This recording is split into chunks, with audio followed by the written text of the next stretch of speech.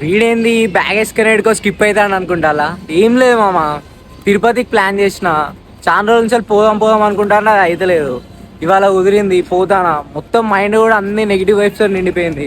మంచి positive vibes కోసం ఈసారి అయితే తిరుపతి ట్రిప్ ప్లాన్ చేసిన. మన బ్లాగ్స్ కూడా అక్కడి నుంచే కంటిన్యూ అవుతాయి, చూస్తూనే ఉండండి. ఇట్స్ మీ అడిగి మనుషులు. మన ట్రైన్ ఇంకా రాలేదైతే మనమైతే మన ట్రైన్ కోసం వెయిట్ చేస్తాను. మనతో పాటు చూడుగో ఎంతమంది వెయిట్ చేస్తారు. ఓ ఇండియా ఫ్లాగ్, ఇండియా ఫ్లాగ్ ఇష్టం ఉంటే లైక్ కొట్టు.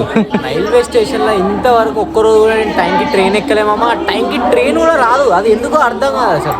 ఒకసారి మీకు కూడా ఇట్లనే అయితే కింద కామెంట్ చేయండి, మర్చిపోకు. ఒక వాటర్ బాటిల్ ఇక తినే సామాన్లు తీసుకున్నా, ఇక ట్రైన్ వస్తలేదు అని. Waiting waiting waiting waiting. Last moment లా ప్లాట్ఫామ్ నెంబర్ చేంజ్ చేసి అక్కడ కురుకుతాం.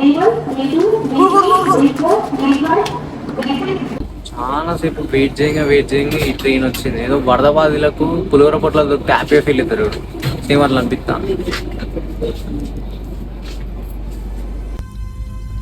మా అమ్మకి ఎంత ప్రేమ. మా అమ్మ బయట ఏది పడితే తింటా అని చెప్పి మంచిగా బాక్స్ ప్యాక్ చేసి పంపింది. మస్తు మస్తు లవ్ అవుతారు కదా మన పేరెంట్స్ మనల్ని.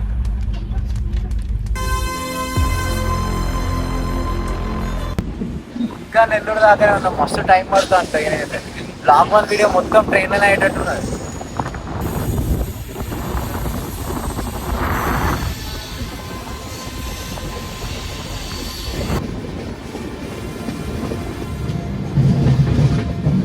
ఇంకా తిరుపతి వస్తలేదని టిఫిన్ తిన్నామని చూసిన. ఇక మొత్తం నీళ్ళు పోసిన వీడు. వాటర్లో చట్నీ ఉన్నదా, చట్నీలో వాటర్ ఉన్నదా అర్థమవుతుంది.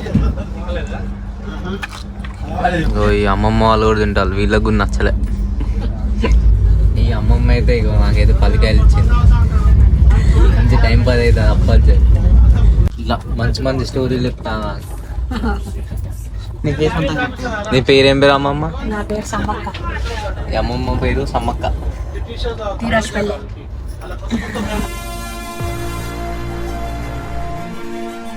మనకు నైట్ అంతా అయితే ఈ అమ్మమ్మతోనే టైం పాస్ అయింది.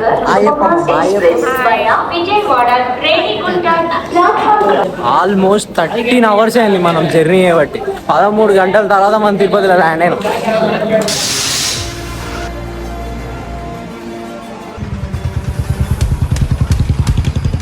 వరంగల్ నుంచి తిరుపతికి 660 kilometers అయితే మనం జర్నీ చేసినాం. ఆల్మోస్ట్ 13 hours పట్టింది. హైదరాబాద్ నుంచి అయితే 540 kilometers వస్తుంది. ఇది మన బ్లాగ్ 1 వీడియో. నెక్స్ట్ వీడియోలో కలుద్దాం. రైట్ మరి.